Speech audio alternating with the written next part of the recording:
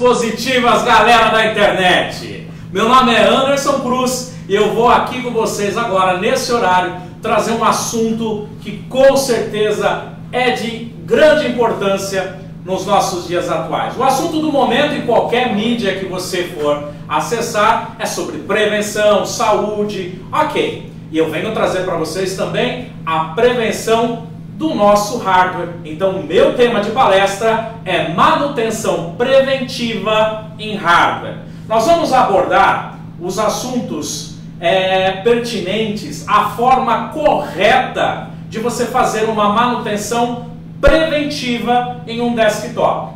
Muitos alunos perguntam: Anderson, meu computador está lento, meu computador eu acho que eu tenho que trocar peças, meu computador já não é mais aquele que eu comprei há um ano atrás. O que você me orienta sobre isso? Eu digo, primeira pergunta que eu vou te fazer: você faz manutenção preventiva no seu computador? A maioria das pessoas me diz que não, porque tem medo de abrir a máquina, tem medo de fazer algum procedimento de forma errada. Então, nesse encontro, eu vou passar para você algumas dicas rápidas para que você mesmo tenha a confiança de fazer a manutenção no seu equipamento, ok? Como índice da nossa aula, nós vamos passar por uma rápida introdução do assunto. Vou falar sobre as ferramentas que nós utilizamos e os acessórios para fazer essa manutenção. Vou falar dos produtos que são adequados para que você faça a limpeza dos componentes, os tipos de parafuso utilizado, os cuidados que nós devemos ter com a memória, que é um dos componentes mais sensíveis de toda a parte de peças do computador, a fonte de alimentação, ela que é a primeira a dar problema por causa da eletricidade. Vamos falar também sobre os testes que nós podemos fazer com essas fontes, a limpeza do cooler, tirar a poeira, entender como é que é esse processo de limpeza física mesmo das peças do hardware e trocar a pasta térmica do processador. A gente então conclui o assunto dessa forma, ok? Lembrando, se você tiver alguma dúvida, tiver algum comentário, acesse a caixa ali ao lado para que você possa então interagir com a gente aqui, tá bom? No final tem um tempinho rápido para a gente fazer algumas considerações e também responder algumas perguntas, tá bom? Vamos lá então dar sequência? A pergunta que eu faço para você é: qual é a importância da manutenção preventiva para a vida útil de um dispositivo? Se eu, como pessoa, tenho que cuidar da minha saúde, da minha alimentação, da forma com que eu coloco o meu dia a dia em ação, o seu computador, notebook, até mesmo o celular, ele também precisa passar por algumas prevenções. É óbvio que a gente tem que levar em consideração o ambiente onde nós estamos e a forma com que nós utilizamos o nosso dispositivo. Então, a importância fundamental da manutenção preventiva é lembrar que ela faz um check-up. Então, de tempos em tempos periódicos, nós devemos fazer um check-up no nosso equipamento, no nosso dispositivo. Então, ela é descrita como uma forma bem simples de olhar algumas regras desses componentes que eu vou passar para vocês aqui nesse encontro e fazer os devidos reparos. Outro detalhe importantíssimo é que essa prevenção, como o próprio nome já diz, ela diminui os erros, ela queima, ela evita a queima das peças, ela previne a troca desnecessária por um mau uso de algum usuário. Às vezes a pessoa não sabe e vai lá e simplesmente fica desligando o computador. Depois nós, num outro momento, vamos falar da manutenção de software também. O comportamento do usuário, na maioria das vezes, é quem determina a vida útil do computador. E, aos poucos, esse computador que teria uma vida de 5, 6 anos, acaba caindo para 1 ano e meio, 2 anos no máximo.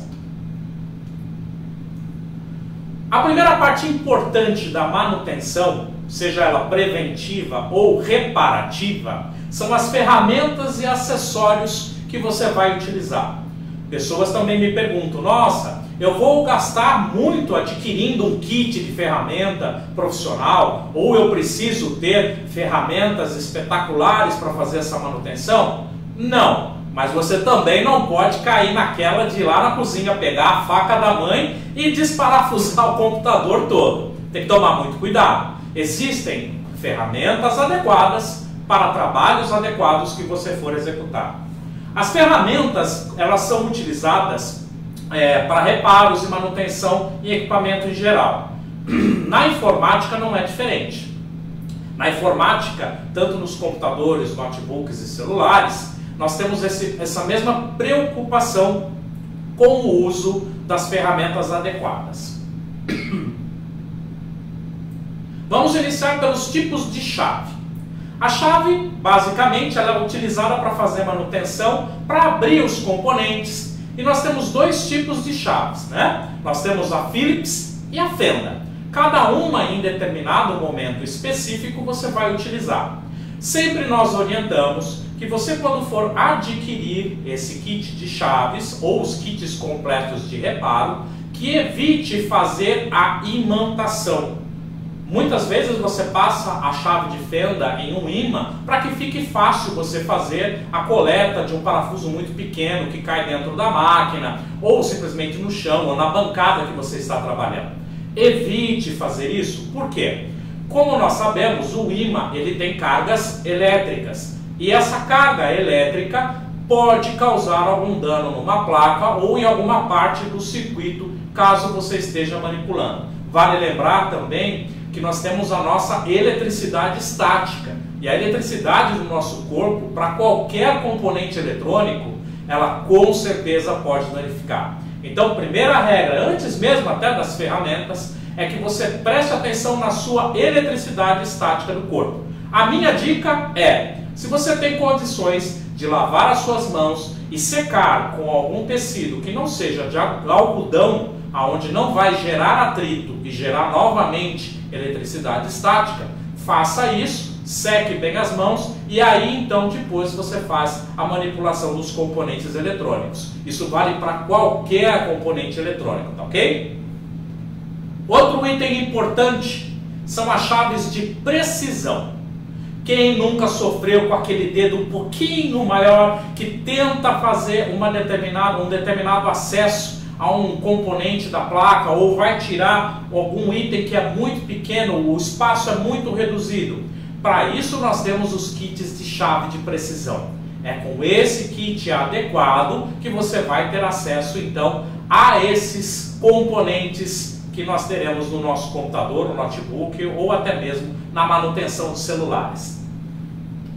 Outro detalhe importantíssimo que a gente tem que observar são os alicates. Tem gente que me pergunta, mas alicate, Anderson? Por que eu vou ter que ter o alicate? Simples. Dois tipos de alicates que eu recomendo para você. Alicate de bico e alicate de corte. Alicate de bico. Em algumas determinadas placas você tem os jumpers. O que são os jumpers? Eles são minúsculos conectores que são introduzidos na placa para fechar um circuito.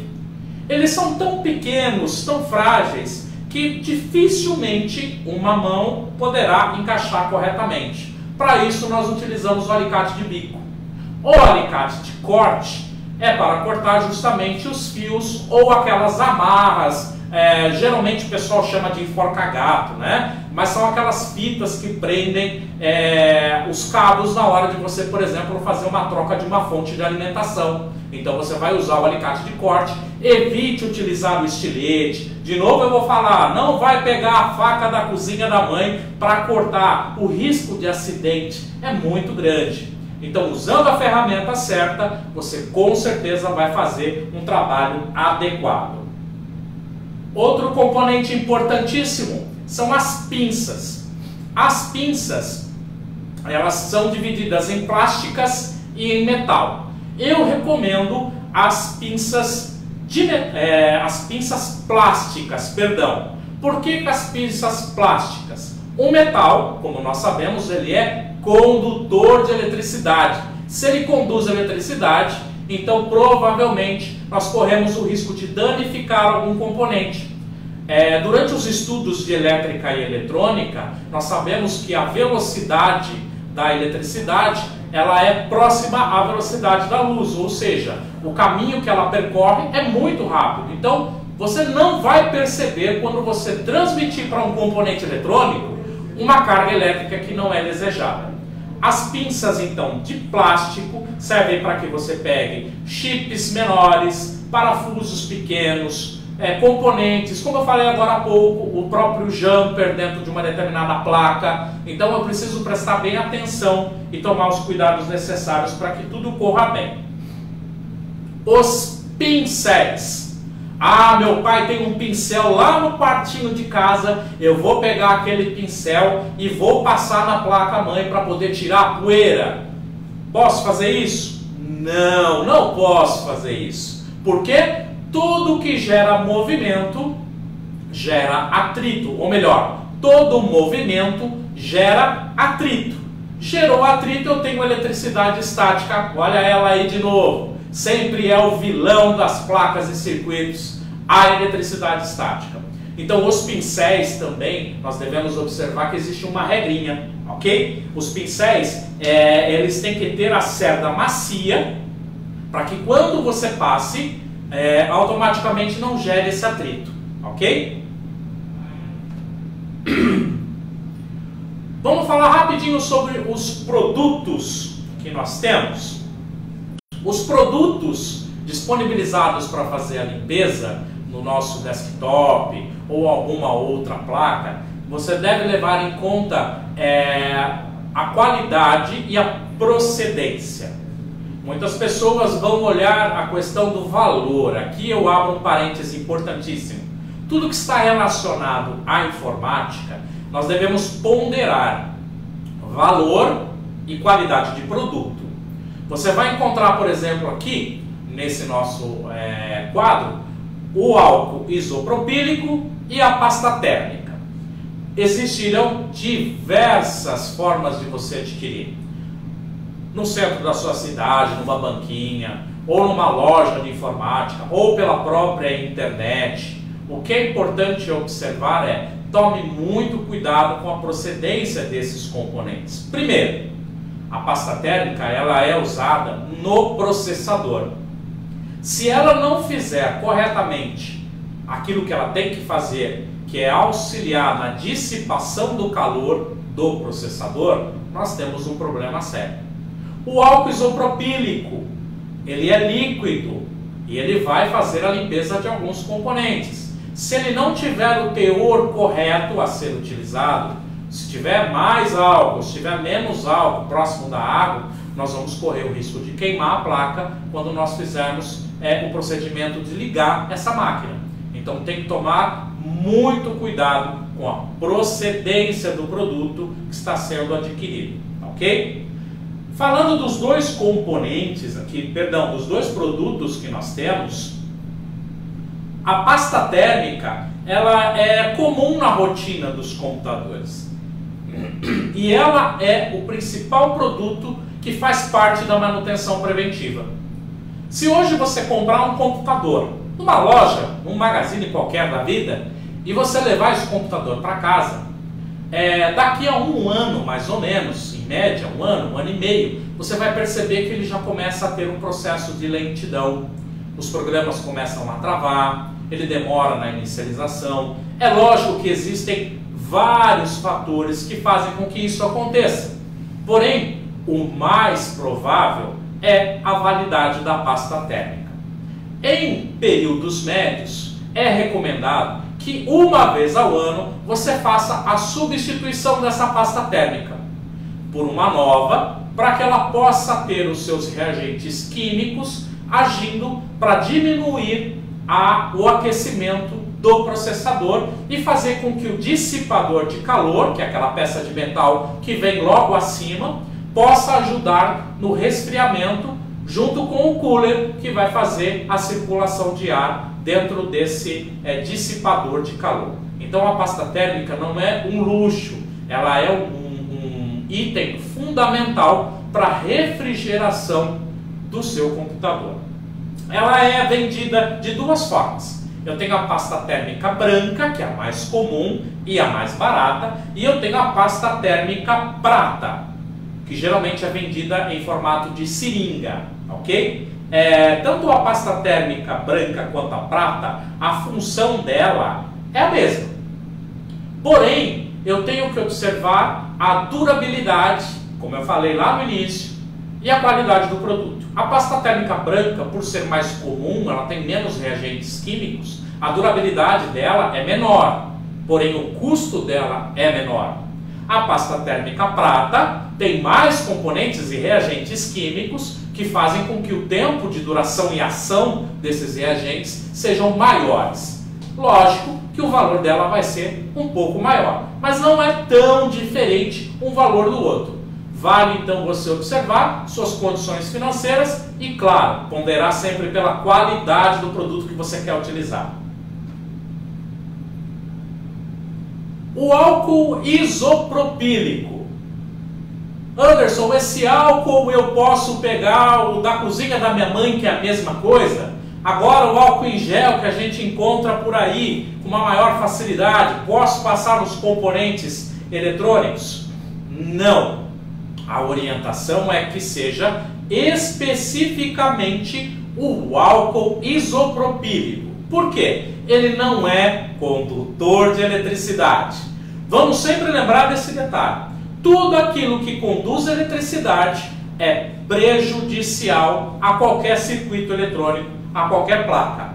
Então, posso pegar minha placa, lavar com água, deixar de molho no sabão em pó, secar e colocar para funcionar? Não. Muito cuidado com isso. Tem muito vídeo aí na internet dizendo esse tipo de bobagem, justamente para que você, numa inocência ou na falta de informação, execute esses procedimentos. O que eu aconselho sempre é: utilize álcool isopropílico. Por que nós utilizamos o álcool isopropílico? O álcool ele praticamente evapora-se, correto? Quem mora perto da região litorânea, ou seja, perto do mar, sofre bastante com o desgaste e a oxidação das placas. O que é a oxidação das placas? Quando você tira uma placa, por exemplo, o pente de memória, você vai tirar e vai olhar que ele não está brilhando a parte dourada. Ela está mais ofuscada, mais embaçada. Isso é a oxidação.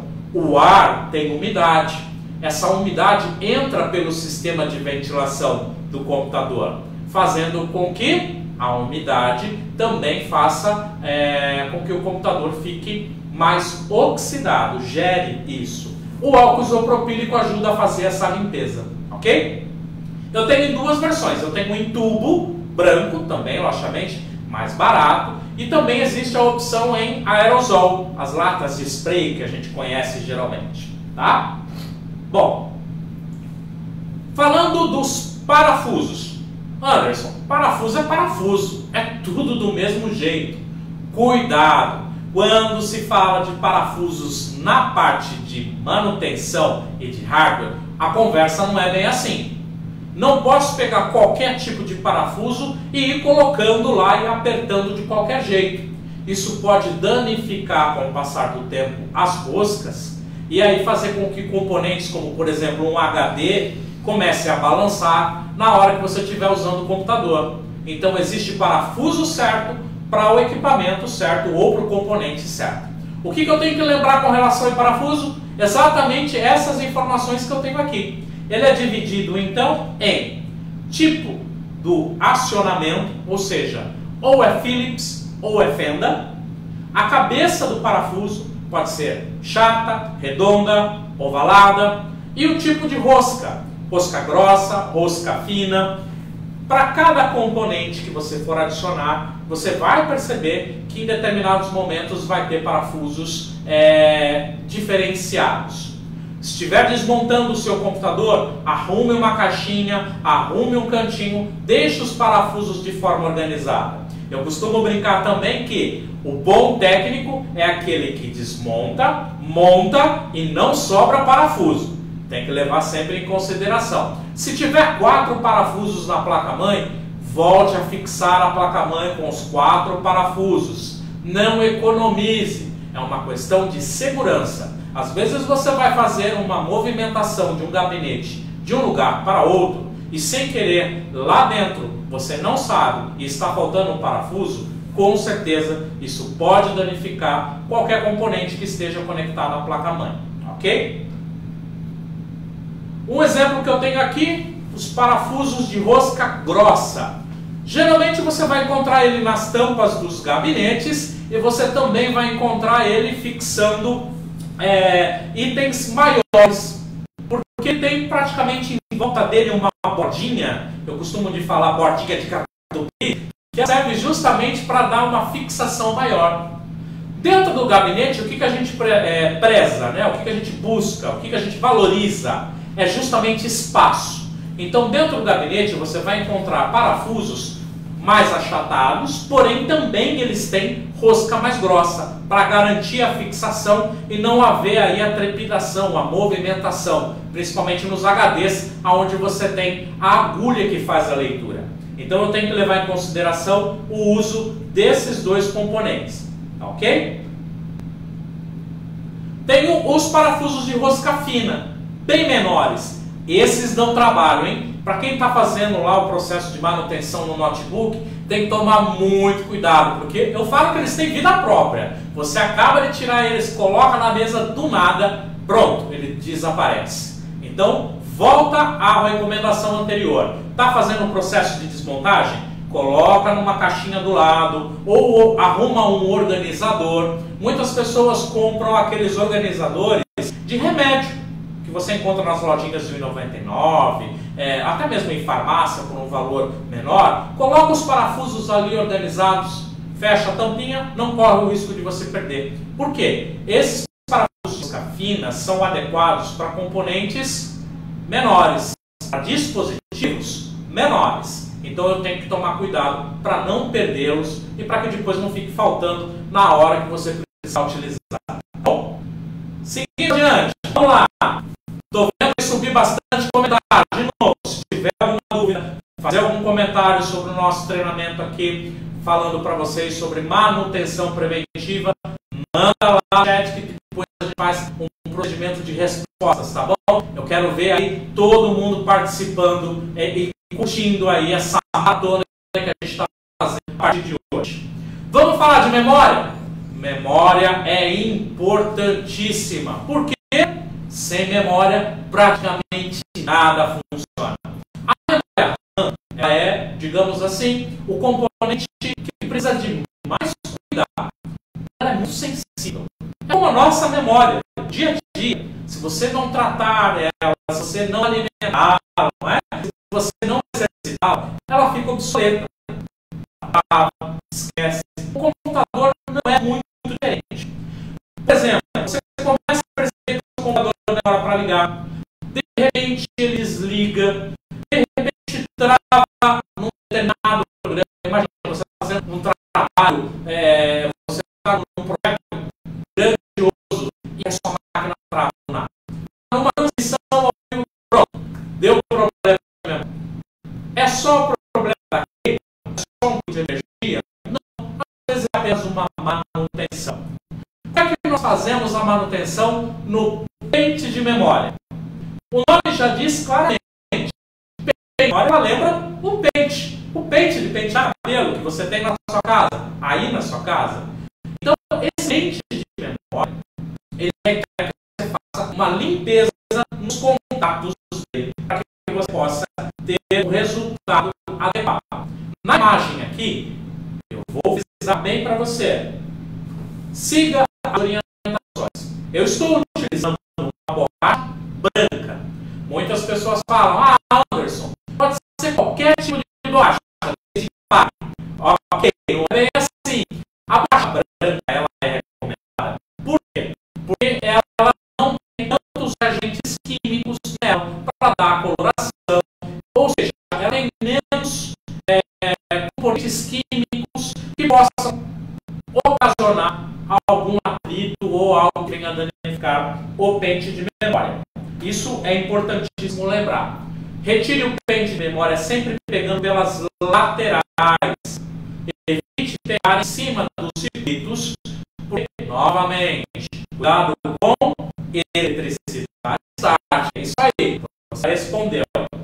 Segurando então pelas estradas, você vai passar a borracha num sentido E você vai observar que os contatos dela, que são aqueles risquinhos dourados, eles vão começar a brilhar.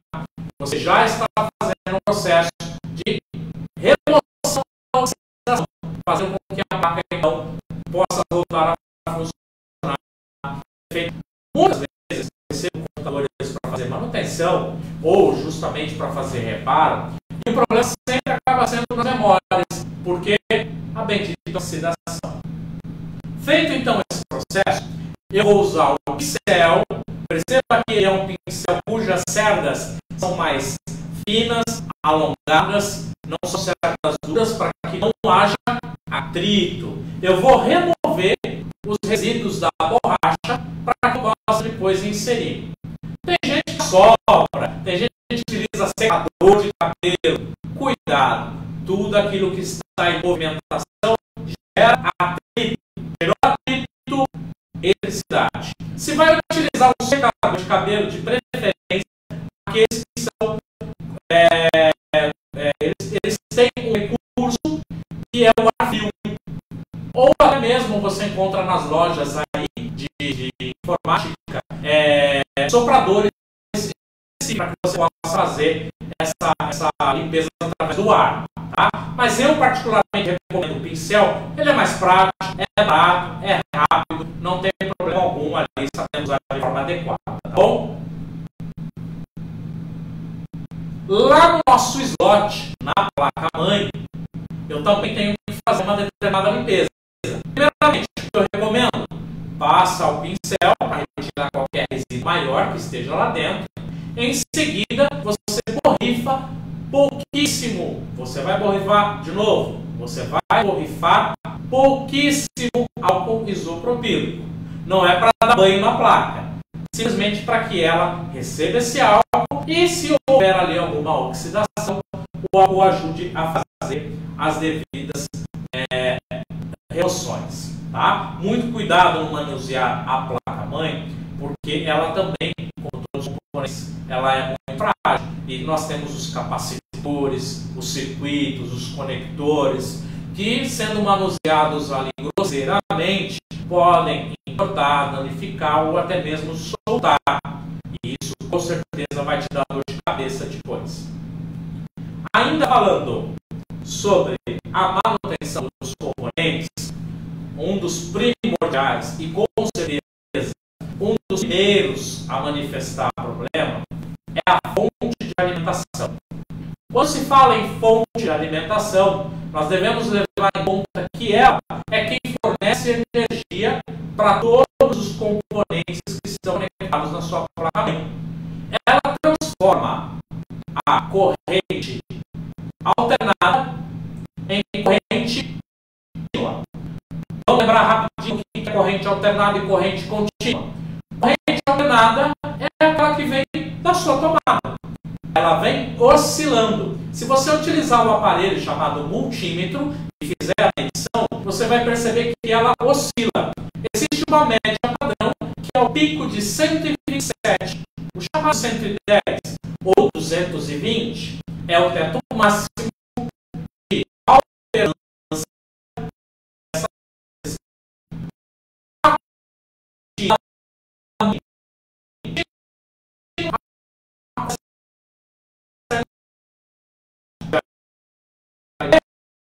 corrente contínua até a placa-mãe, primeiramente, e aos outros dispositivos que estão colocados lá no seu gabinete. Leitor de CD e DVD, placa de vídeo off-board que necessite de eletricidade, que não seja aquela da própria placa que está conectada. Outros que valem os componentes que você pode incluir de periféricos no seu computador. O que eu tenho que levar em consideração quando se fala em fonte de alimentação? Fonte real e fonte não real. Anderson, fonte real e não real? Me explica isso melhor.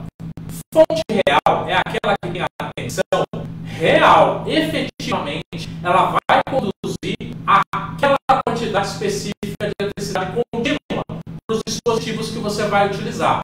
A não real pode oscilar variando muito entre uma alternância de condução elétrica. Como eu vou diagnosticar? Como é que eu vou saber se a minha fonte é real ou não real? Primeiramente, toda fonte real, assim como o exemplo que eu tenho aqui para você, ela tem um cooler maior na parte de cima, pois ela precisa de refrigeração. Segundo ponto, porque os componentes internos dela são feitos justamente para que suportem cargas maiores de eletricidade. A não real, só de olhar, por essas características que eu acabei de passar, ela não tem geralmente um cooler na parte de cima e ela é muito mais leve. São essas fontes que você acaba encontrando por aí por 50, 60, 70 reais. Anderson, uma fonte real eu vou para quanto? Olha, varia muito de marca, varia muito também da onde você vai comprar. 100 reais, 200, 150, 250. Porém, é importante lembrar dessas duas características principais. E é claro, outro detalhe importantíssimo. Nós podemos fazer teste utilizando o multímetro para saber exatamente qual que é a voltagem que está saindo em cada cabo que vai ser conectado. Você vai observar que a fonte de alimentação ela tem alguns fios da cor preta e tem outros fios como roxo, amarelo, vermelho. Cada fio colorido ele tem uma tensão dos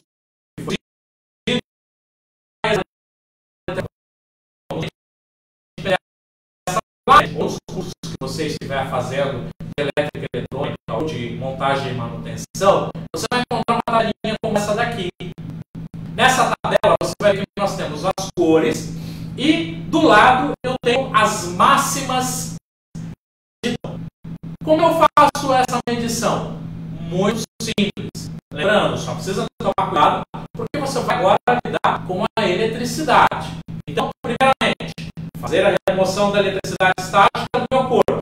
Segundo, estar calçado com um tênis, um sapato, cuja sola seja de borracha, para que você não tenha contato direto e que você não se torne, no caso, um condutor de eletricidade e venha tomar choques, ok? Tem que estar com a bancada livre, tem que ter a organização acima de tudo. Feito então essa organização, o que eu posso fazer? Primeiramente, olhar o meu selo que está colado do lado da minha fonte de alimentação.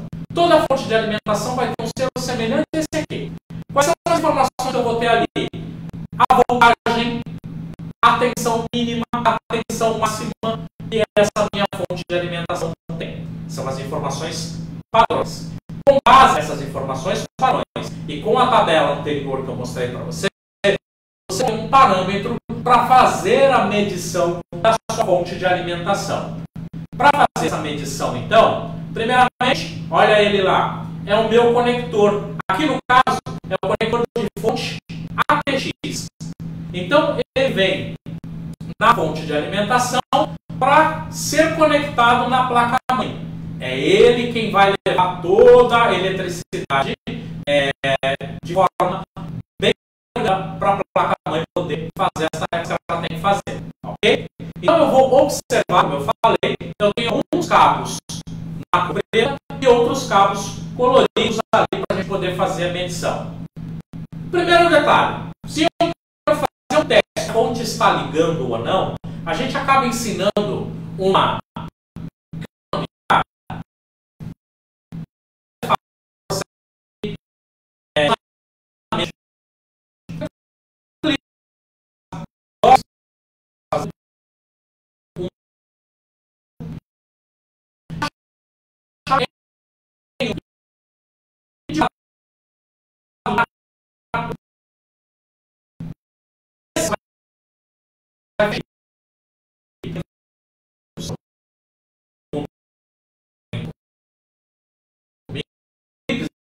você corre o risco de esbarrar, quando não está bem fixo na bancada, pode, na hora que você ligar a eletricidade, se movimentar e causar um acidente, ok? Então, a minha dica particular é, existem alguns fios de cobre que são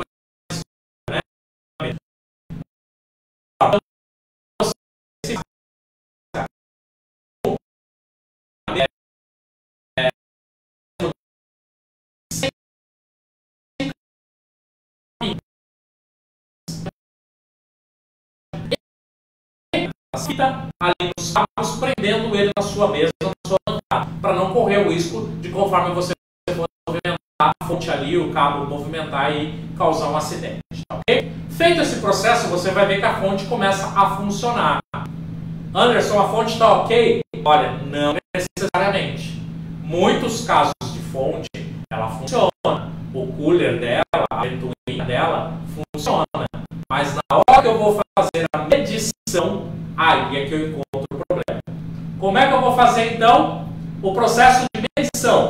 Eu vou utilizar um aparelho chamado multímetro. Multímetro. Ele faz múltiplas medições. É um aparelho que você encontra também aí nas lojas de elétrica, eletrônica. É um aparelho também de valor que você não vai pagar muito caro. Lógico que existem diversos modelos. Aí vai dentro das suas possibilidades e condições. Tá? O que eu tenho que observar no multímetro é que ele faz a medição da corrente alternada e ele faz a medição da corrente contínua. Todo equipamento eletrônico que eu for fazer a medição, eu tenho que posicionar o multímetro para que ele faça a medição de corrente contínua. Então eu posiciono ele para a corrente alternada. Se eu vou utilizar para medir algum componente, geralmente é para o lado esquerdo, corrente contínua. Você vai ver que ele tem ali, tem o número 200, que é o número de segurança. Então eu coloco aí no 200 para a corrente contínua e aí eu posso fazer a medição. De que forma? Vou pegar então agora a ponteira preta e vou encaixar em um dos fios pretos. Todos os fios pretos ali, vamos pensar de uma maneira bem simples, que a gente tem um tempo curto, então não dá para entrar muito em detalhe. Vamos pensar que a eletricidade percorre um caminho, ok? Então ela tem que entrar para um lado e ela tem que sair para o outro. Então o meu cabo preto aqui, na verdade, é quem está mandando a eletricidade. E o cabo colorido é o que vai sair a quantidade de eletricidade para ir para a placa-mãe. Então eu vou colocar uma ponteira preta em um fio preto e a ponteira vermelha eu vou plugando as cores dos fios que eu tenho para fazer a medição. E aí no display vai aparecer para você um valor aproximado ou exato daquela tabela. O que não pode ser é a oscilação desse número, porque eu estou falando de energia contínua e não de energia alternada, ok? Sempre observando esses detalhes. Então, como eu falei para você, com os outros fios você faz, ou melhor, com a ponteira vermelha, você faz a medição dos outros cabos aí. E aí, seguindo a tabelinha, você vai ter um diagnóstico mais preciso dessa fonte de alimentação. Detalhe, presta atenção nessa dica. Não vai jogando por aí os equipamentos que você não utiliza. Existem lugares, com certeza, na sua cidade, que fazem o descarte ecologicamente correto. Então, se uma fonte de alimentação não vai mais servir para você, procure na sua cidade, procure no seu bairro, procure na onde você reside, um lugar para fazer o descarte desses equipamentos. Não jogue na lata de lixo, não entregue em qualquer lugar. Por quê? Existem componentes tóxicos dentro de alguns circuitos. E isso com certeza prejudica a natureza e não é o que a gente quer. Ok? Vamos falar rapidamente aqui sobre a limpeza do cooler. Qual é o problema que eu tenho no computador se eu não fizer essa limpeza de cooler? É igual o ventilador da sua casa. Compre um ventilador,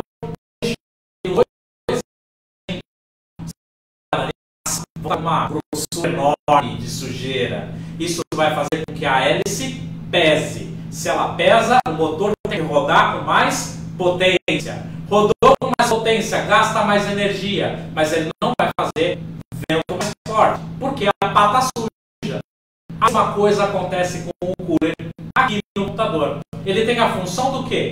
Auxiliar na refrigeração da minha do meu dissipador embaixo da minha pasta térmica que está incluída ali, no componente todo, em cima do processador. processador. Então, o que eu tenho que fazer? Fazer a remoção dele e uma limpeza. Uma limpeza de que forma? Com um pincel, fazer a remoção do componente todo, tirando ele geralmente. Ele vem fixo, existem diversos modelos. Se você estiver utilizando um da Intel, se você estiver utilizando um AMD, você vai perceber que existem vários tipos de coolers e dissipadores.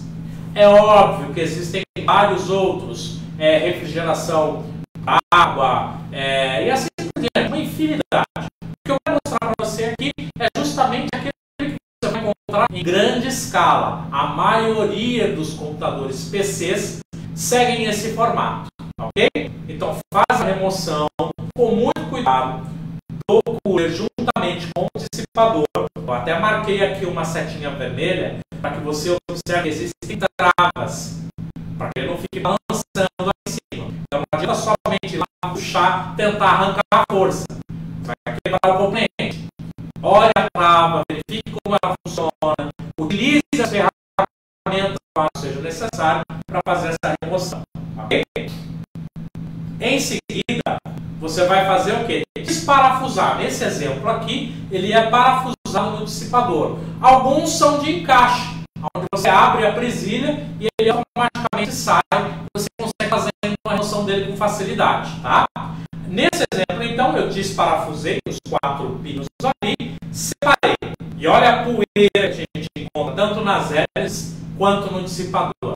Pega o pincel, faz a remoção. Aqui fica uma dica para você. Utilize a máscara se você tem alguma necessidade de cuidados com a respiração, porque você vai movimentar e a poeira vai subir até você. Ou se você estiver num lugar fechado, evite fazer esse tipo de limpeza em lugares muito fechados. Porque vai você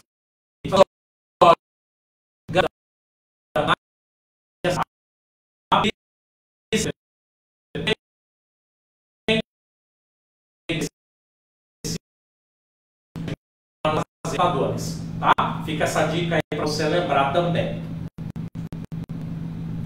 Como eu falei, passa o pincel devagar para não levantar muita poeira, faz a remoção. Se você tem um soprador, manda a bala lá no soprador para que você possa remover adequadamente toda a poeira ali. Tá ok? Aí chega o momento de pasta térmica e processador. Tem que tomar cuidado com o processador, da mesma forma que a gente falou lá com relação ao pente de memória. É um componente muito delicado. Coloque em risco o componente e você pode perdê-lo. A limpeza específica do processador está relacionada diretamente à pasta térmica. Nesse exemplo que eu estou colocando aqui para vocês, quando eu fiz a remoção do dissipador de calor que estava vinculado ao cooler de cima do processador, a pasta térmica já estava ressecada. Ou seja, já não estava funcionando para nada. O que eu tenho que fazer? Ah, vou pegar o estilete e raspar ali para tirar? Não! Muito cuidado no manusear. Primeiramente, eu tenho que ver o processador da placa. Para fazer isso, eu tenho que observar o modelo da placa que eu estou usando e o tipo de presilha que prende esse processador. Feito isso, eu abro a presilha e aí, utilizando uma pinça específica ou um gancho específico, eu consigo fazer a remoção desse componente com mais segurança. Ou pegando pelas laterais. Sempre oriento. Vai pegar alguma determinada placa para manusear, sempre pega pelas laterais para evitar contato com o circuito diretamente. Bom, feita essa remoção, você levanta e aí você vai retirar ele. E como você vai remover essa pasta que ficou ali seca, ressecada na parte de cima? Você vai fazer uso do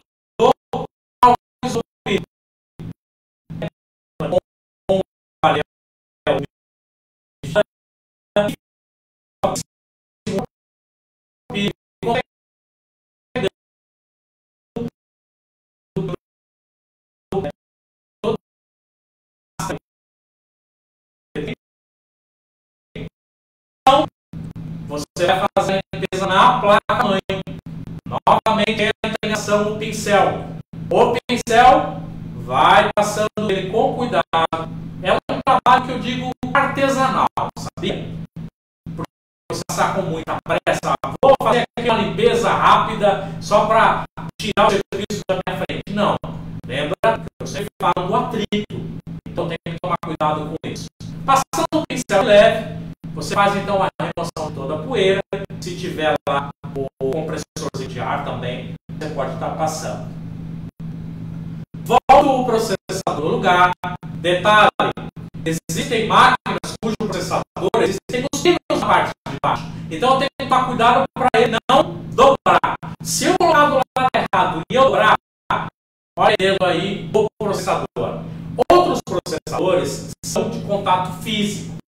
Esses pinos vão estar em contato lá na placa-mãe. Então, quando eu fizer a limpeza da placa-mãe, eu tenho que tomar cuidado lá para não estourar nenhum pino para que o encaixe seja perfeito. Tá bom? Feito o encaixe, volta a fazer o quê? A trava de segurança do processador. Feita a trava de segurança do processador, aqui eu brinco com todas as pessoas que fazem treinamento comigo, que você tem que tomar cuidado e não querer ser um confeiteiro. O que é não querer ser um confeiteiro? Colocar até mais pensando que é glacê em cima de um bolo. É apenas uma gota. Essa gota você vai espalhar ela por toda a superfície do processador para que fique uniformemente sem tá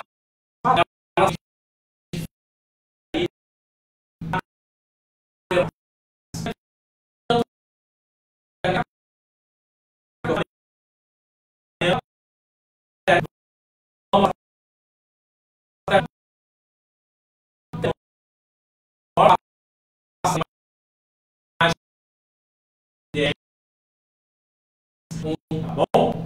Fazendo então aí essa aplicação da pasta térmica, faço o encaixe do cooler e conecto, lógico, o conector de emissão de energia, que vai levar energia para fazer o cooler funcionar.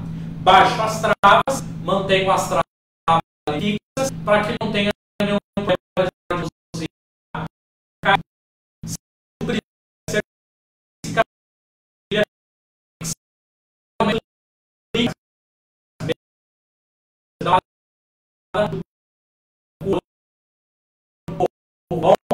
Eu falo, se você tiver alguma dúvida, alguma crítica, alguma sugestão, alguma pergunta sobre tudo isso que eu estou passando para você, deixa a sua mensagem ali que no momento oportuno a gente vai responder, tá bom? Vamos dar seguimento. Vamos concluir. O que eu vou concluir de tudo isso que eu estava falando sobre prevenção? Primeiramente, cuidado com o nosso dispositivo. Eu tenho que cuidar do meu computador, do meu notebook, do meu celular.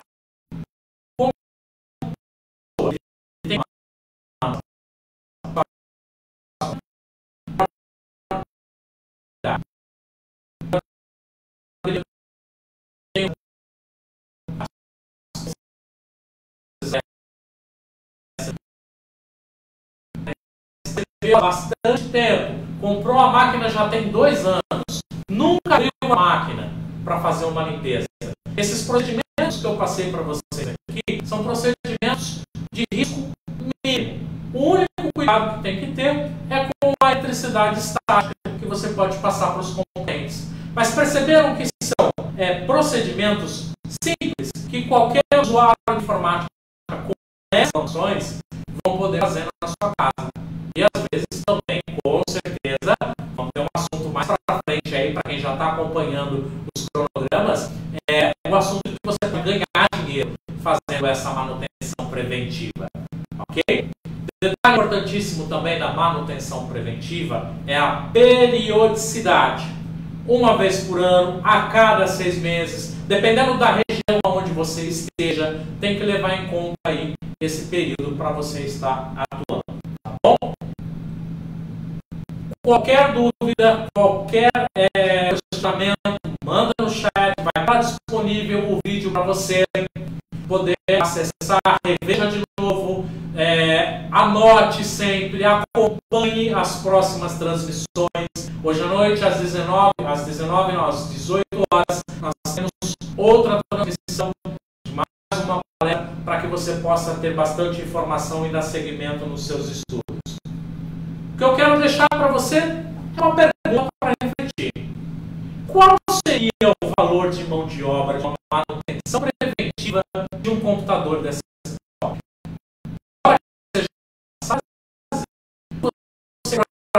Com eles. Fica a pergunta para você refletir. E no próximo momento eu trago a resposta para você. Ok? Muito obrigado. Eu sou Anderson Cruz. Há mais de 20 anos trabalho na área de educação, de ensino e tecnologia e comunicação. Foi um prazer passar esses momentos aqui com vocês. Fica o meu abraço e mais uma vez desejo a vocês saudações positivas para a galera na internet. Muito obrigado. A semana inteira a gente vai ter, em horários como esses, matérias dos diversos tipos de assuntos relacionados ao nosso curso. Acompanhe a programação que está no nosso site, na página do Facebook, nas nossas redes sociais. Com certeza você vai gostar de todo o conteúdo que está por vir. Mais uma vez, muito obrigado, meu abraço e até a próxima.